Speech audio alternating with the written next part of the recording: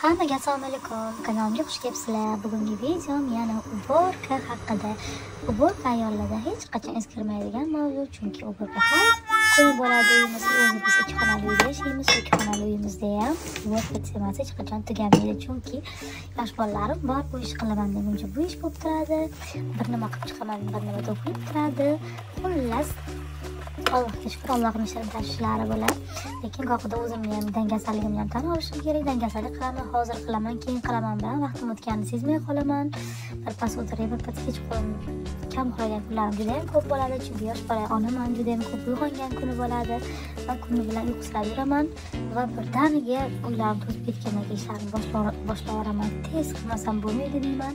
Bugun ham xuddi shunaqa holat, yakshanba kuni bugun maza qilib dam oldik. Odatga yaqin nonushta qildik. Hamma kech uyg'ondi, chunki dam olish kunida maza qilib uxlab olishni yaxshi ko'raman, chunki qolgan kunlar juda ham vaqtli turaman. O'g'limni 8da maktabda bo'lishi kerak, katta o'g'lim. Birinchi sinfda turishdan ozgina qiynaladi, insonlik qiladi hali, chunki kichkina, abitiga ham alohida ovqat pishirib beraveraman.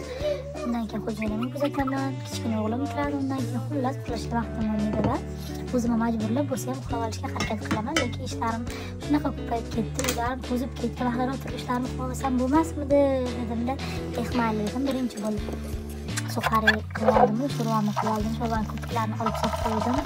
Hamma narsasini sabzi, kartoshka, bir paslik qovoq olib soldim unga. Xil sho'rva qaynab turdi. Va undan keyin xo'jayinim oyoq kiyimlarini yuvib oldim. Hammasini mana shu o'tgan safar kuzatgan bo'lsanglar, mana shkafimni raspakowka qildim. Shu shkaf menga juda foyda keladi.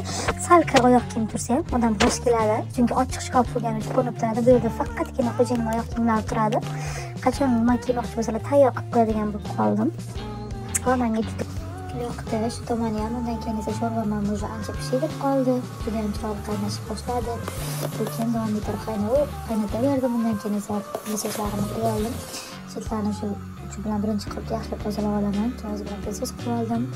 Qolgan oyoq kiyimlarni ham yuvib ko'chaga qo'yib qo'ydim. Qolgan kirlarni ham, yurgan kirlarni ham ko'chaga ilib qo'ydim va oshxonani endi bu yoqcha deb o'tdim. Yog'larni ham tozalab, pilisos qilib, bolalar xonasidan bitta xabar olsam, xona shu ahvolga tushib qolgan. Bu yoqni ham tozalamasam bo'lmaydi deb bir-ikki deb tozalab oldim. Undan keyin esa boshqa ishlarimni qildim. Hojatxonamizni ham qachondandir shu gilamlarni almashtirmoqchi bo'lib yurdim. Uyni o'zi juda ham o'zgartirishni ko'raman, juda ham yoqtiraman.